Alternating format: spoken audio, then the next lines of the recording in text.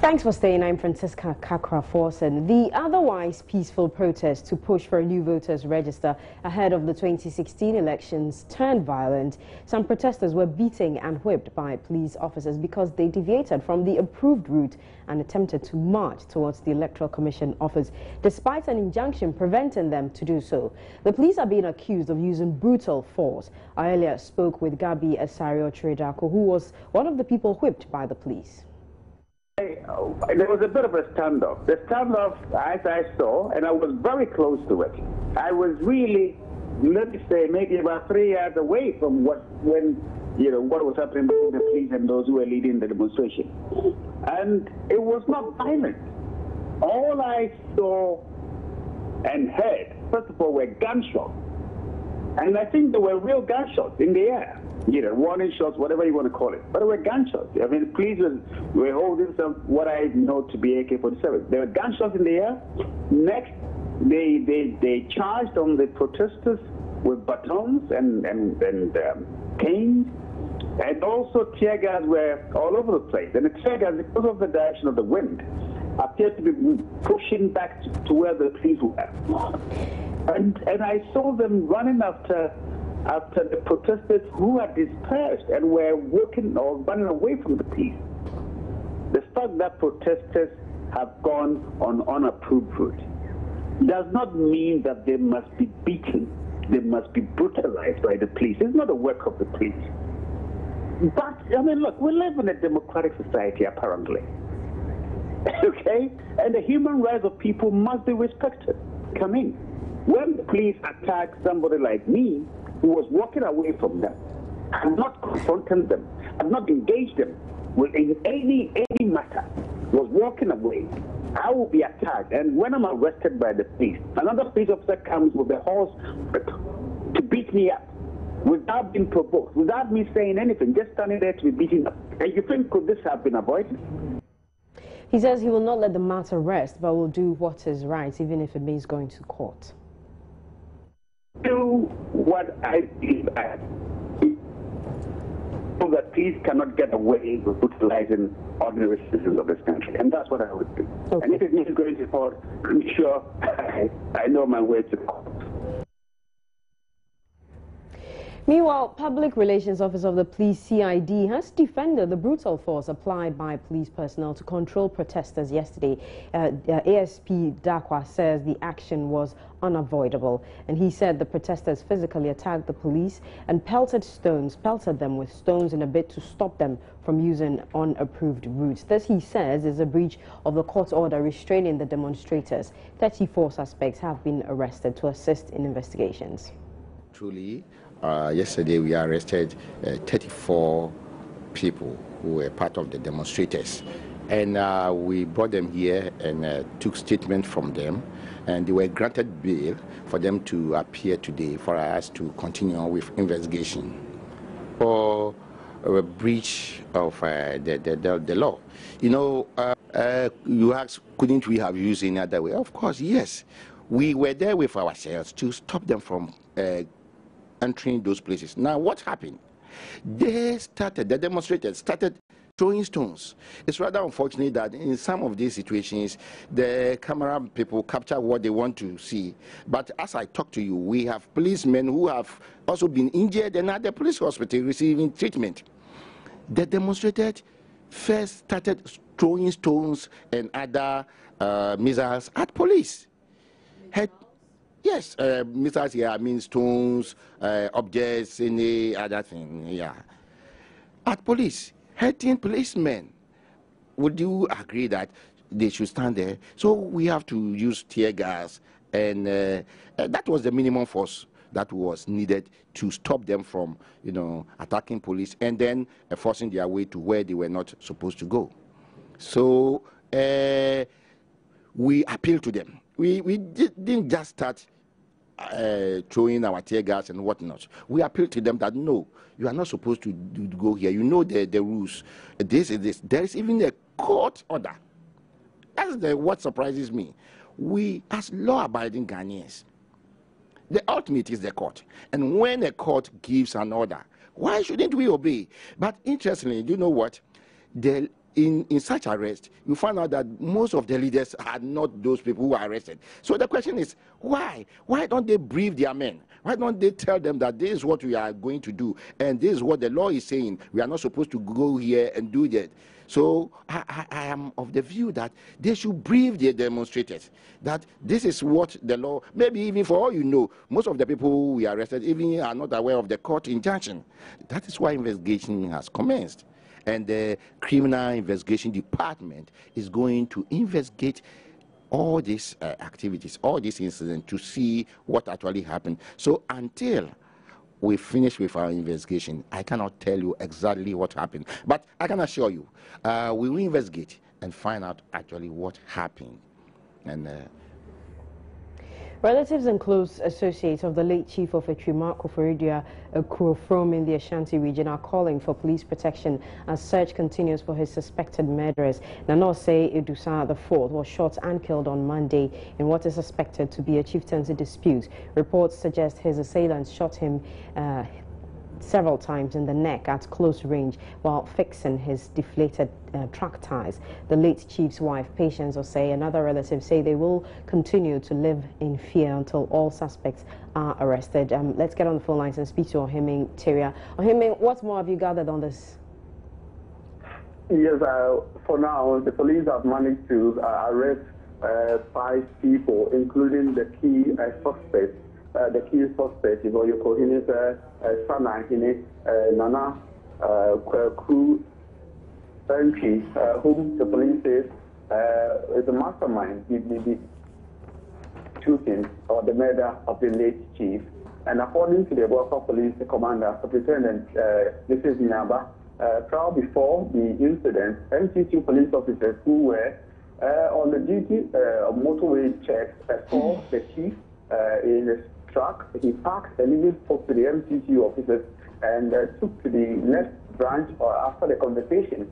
So a few minutes after the gunshots were heard, the same chief also drove in his truck on top speed with 2 men and tried to flee the area. So police arrested him, but he denied vehemently that indeed he was at the scene, or on that day he even took that particular route. So police have arrested him and 4 other suspects. The 4 suspects, as we speak now, have been identified as Paul Nsianfobi, 52 years, Kwabena Champon, who is 48, Ibrahim Yampofo, and then Yao Jenfi, also known as Batman, 28. They have been transferred to the regional police headquarters for further investigations. Police are also saying that indeed there are other suspects believed to be behind this particular assassination, because prior to the assassination there were reports that some people had even met and conveyed a meeting to discuss ways and means to eliminate the late chief. So police are bent on arresting all the suspects involved in this particular assassination. We understand the wife and other family members say that they are living in fear, but tell us, how are they coping with this? Yes, when I went to the family house on Tuesday and yesterday, the wife, Patience, was there, and 3 of her children were in the family house, the late chief's house, and they had gathered there, whilst well-wishers also thronged to the house to sympathize with the family. But the issue of security, they have asked the district police command to at least provide them with security, because they think that once the assailants are not known yet, police are investigating the matter. They have not established prima facie case against even the Oyokohene Sanahene and all the 4 people involved. It's prudent for the police to provide them with security, because they don't know who will be the next target. If it is indeed planned to eliminate the whole lineage, then it means the people who were closer to the chief or the next of kin will all be eliminated. So they want police to assist them with protection. And when I spoke to Chief Superintendent Joseph Nyaba, he says that yes, that thing is there. Police, they will be patrolling the community to provide the people with security, but he will not disclose what extra effort police will put in to provide the family, the immediate family, with security. But he assured that indeed that is also high on the table of the police. They are looking at it to ensure that there won't be any reprisal attack or any further attack on the family. All right, we'll leave it here. Thank you very much. That's Ohimeng Terra reporting from the Ashanti region. The much anticipated free SHS policy of the ruling government officially starts today. Over 3,000 day students are expected to benefit from the program, which would abolish tuition fees in public schools. The beneficiary students were selected from 591 schools in all regions. Day students who are already covered by other forms of scholarship schemes are not beneficiaries of the progressively free scholarship policy. President John Mahama is expected to announce the commencement of the policy when he commissions the Otom Community Day High School later today. The move is in fulfillment of the president's promise to build 200 senior high schools across the country. 50 schools were to be built by August this year to facilitate the implementation of the policy. But Programs Director at the African Development Program, Charles Othniel Abbey, says he's disappointed funds from oil are not being used to fund the program. Particularly, I was expecting that even with the distribution of the 200 schools, some efforts would have been taken towards addressing the education deficits as experienced in the three northern regions. If in 2015 you are not even done with half of the schools, how much more would you be able to complete FACE by 2016? And I would have expected that the resources that we are flowing, we are getting from the oil revenue, would have channeled a lot more into education. Recently, ASEP released a report on the use of resources from the social sector, education, health, and the agri sector, and it makes for interesting reading. And you realize that in terms of priority spending and allocation, education is not getting that much focus. He also hopes funding will continue even though the NDC government is out. It's not. It's a responsibility for governments to look for the funds. That's why for those of us in social protection, we say that financing of social development interventions is a political decision as much as it is a policy decision. Both the funding and the timing are two key issues that until we get clear direction and signals from the ministry that this is what the plan is, then we can allay our fears a bit. But until we hear all this concrete information coming from them, I think that it will take a magic one to get it done. Now, let's get more from our reporter, Elton John Brobe, who is en route to Otom in the central region. Elton, what information do you have?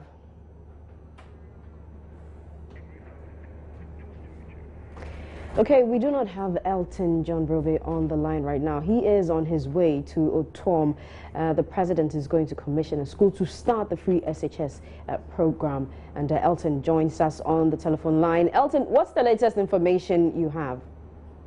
Well, the latest information is that because the program is being commissioned today, the school project to kickstart the free senior high school day education, government in a communication to the Controller and Accountant General through the Ministry of Education has authorized for the release of 12.178 million Ghana cedis. And this is to enable the Education Ministry pay for the implementation progressive free senior secondary education program in the first term of 2015-2016 academic year. And this, according to the statement, is to be charged as they paid from the annual fund support proceeds as per the details of the communication. Fall below what the minority said in their news conference last Tuesday, that government budgetary allocation of 18 million for just the first term will only take care of 40% of students in the senior high school. Now, the government in this communication is rather thinking that what is going into the first for the school fees. Lot more people will be covered under this particular project. And then we want to find out how government wants to take care of the rest, knowing that there are about almost 350,000 day secondary school students in the country. Elton, and we know that you're on your way to Otom, where the president will commission a school to kickstart all of this. But how long to get there? How long will it take to get there? Well, we'll be there very soon. My information is that we are about 40 minutes away from the center. And ahead of arrival. Have you been able to glean some information? Okay. Hello, Elton. Yes, Frank, I can hear you. Yes, I was trying to gather from you if you've been able to glean some information from indigents there, however possible, ahead of the president's arrival. Well, information we picked is that the program itself will start at 2 p.m. The president is still within the region undertaking other duties. So at 2 p.m. they all converge at Otuam, where the event will start. But the education minister herself and the entourage are already there. The arrival of the president. Okay, and Joy News will definitely reconnect with Elton John Brobe, but thank you very much. And this is Joy News today with me, Francisca Kakrafos, and let's take a quick break. We'll bring you more.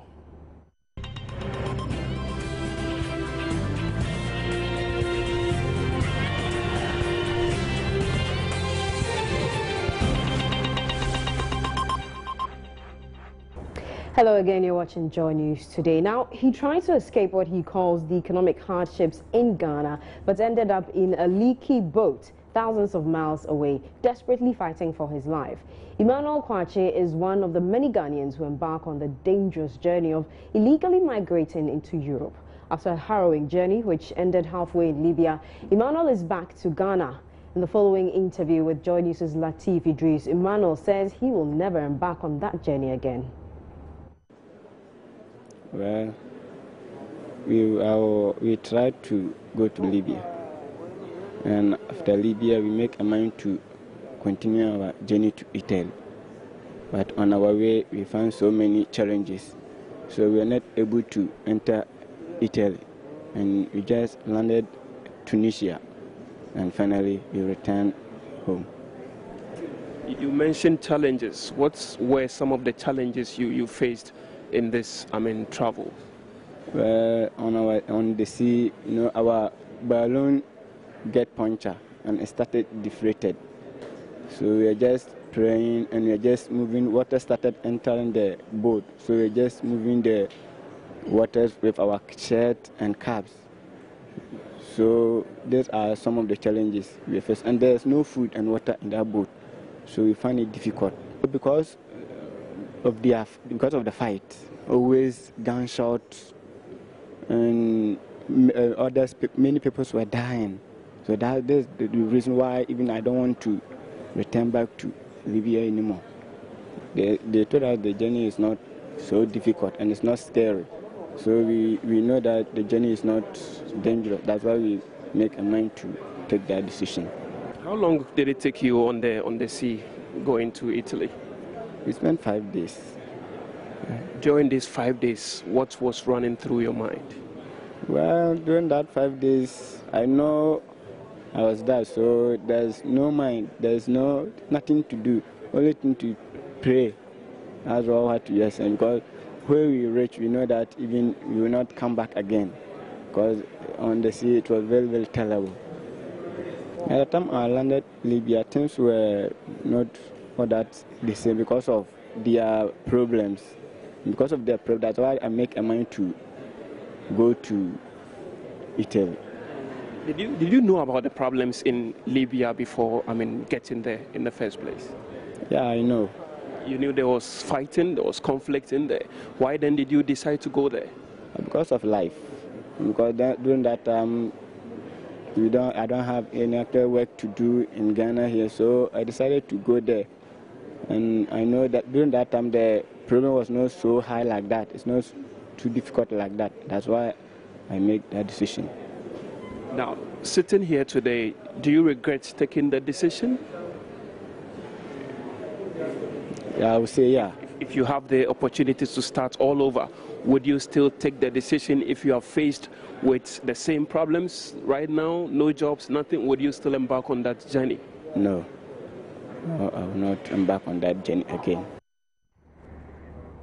Now, the remains of Samuel Nyama have been laid to rest at the Osu Cemetery here in Accra.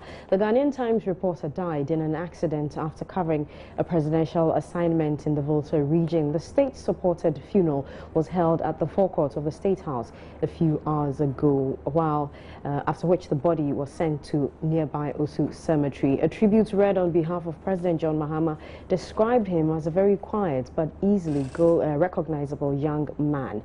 The president also described the day of the accident as a traumatizing Thursday. Here are excerpts. His Excellency the President of the Republic.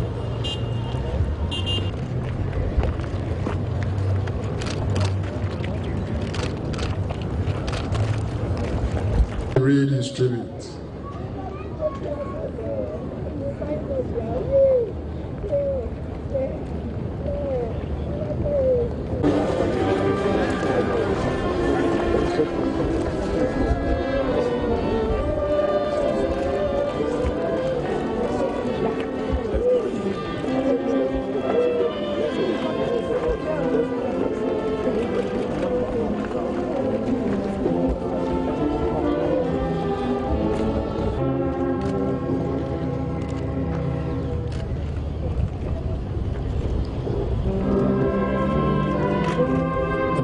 Joined by members of government and ministers of state to power past the body.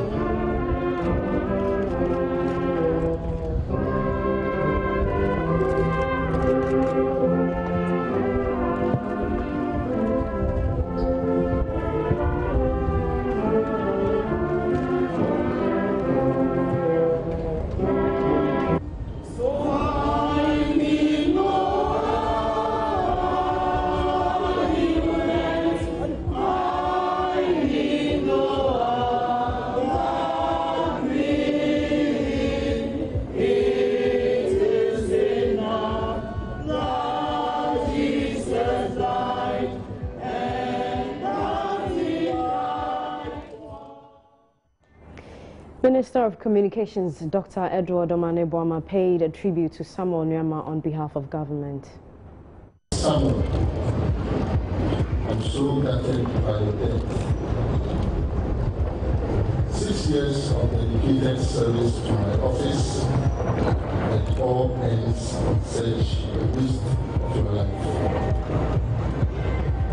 Like other members of the Pastor House Press Corps, I followed your reports in the Ghanaian Times. It was a traumatizing Thursday as I picked up the regular reports of the recovery process and the accident scene. Death was not what came to mind. We have over the years built a strong relationship at that press corps. A very quiet young man on the outside, but his name was Samuel, and personality was easily recognizable. But every time I looked within the press corps and functions, he was one of the few I spotted, always smartly dressed, with a bag in hand. Former right hand of deposed Burkina President Blaise Compaoré has assumed leadership of a new transitional government of Burkina Faso. General Gilbert Diendéré this morning announced the takeover of government in what he says is an act of saving the country from destabilization. General Diendéré led a group of presidential guards to dissolve the transitional government, which was put in place after Mr. Compaoré was overthrown. Ouagadougou-based Radio Omega, which was reporting about the military action, has been shut down. Its chief executive, Alpha Barry, spoke earlier to my colleague Ni Akrofi Smart Abe. So I was finding out about the closure of their station, and he says they were broadcasting live, you know, as the events were happening. They were broadcasting, then the military guys just came in and then disconnected them. Exactly. And I asked if they destroyed any of the equipment. He said they managed to save the equipment, except that some of the staff were assaulted or were injured. Monsieur Barry, est-ce qu'on a déclaré un curfew, l'armée, Oui, il y a un couvre-feu à partir de ce soir, c'est-à-dire à partir de 19h jusqu'à 6h. Et puis, ils ont annoncé également la fermeture des frontières. Ok. Frontières avec quel pays? Non, toutes les frontières aériennes et terrestres. Ok. Donc, Ghana était parti. Oui, y compris le Ghana, oui. Okay. Okay, I was asking him if they've declared a curfew in the country. He says yes, it takes effect tonight from 7 p.m. to 6 a.m. And there's also an announcement of closure of all borders. I asked about Ghana. He said yes, Ghana is also included in that curfew. Coming up next is the latest in business.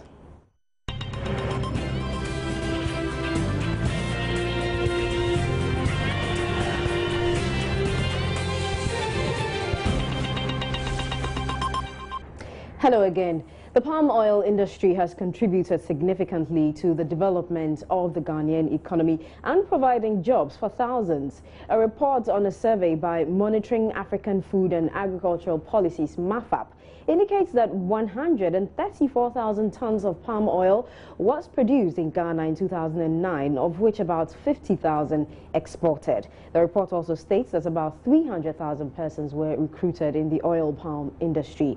Previous attempts by subsequent governments to improve the industry were only targeted at meeting internal demands. The palm oil industry has contributed significantly to the development of the Ghanaian economy. A report on a survey by Monitoring African Food and Agricultural Policies indicates that 134,000 tons of palm oil were produced in Ghana in 2009. Out of these, about 50,000 were exported. The report also states that about 300,000 persons were recruited in the oil palm industry. Previous attempts to improve the industry was only targeted at meeting internal demands. Low quality of palm and obsolete processing techniques are factors contributing to the decline of the palm oil industry. High transport costs due to deplorable roads is also a factor affecting the sustainability and growing of the palm oil industry, since a chunk of the country's palm oil is produced in the rural communities and transported to feed the markets in the urban areas. Joje is one of such communities that played a leading role in the country's oil palm industry. Most of its farmers have considerable palm plantations, producing most of the palm products like palm oil, palm kernel oil, local gin, among others. Joje's oil plantations were destroyed by lack of incentives for farmers and urbanization. The Desert Festival has been instituted to revamp the production of palm in the area. Chairman of the Desert Planning Committee, Egbede Feli, is also asking government and other stakeholders to provide the right machinery to enhance the productivity of the palm plantation. Currently, the traditional area has been able to acquire about 56 acres of land for oil palm cultivation, and with support from the district assembly and other stakeholders, palm seedlings are being grown on some portions. It is our hope to expand the project and entice farmers and investors to the area. On this note, we would like to appeal to the government and other stakeholders to support the palm industry in Joje by providing palm seedlings, extension services, and other relevant projects to our farmers. This year's festival promises to be exciting and spectacular. Fred Kwame Asare's report for Joy News.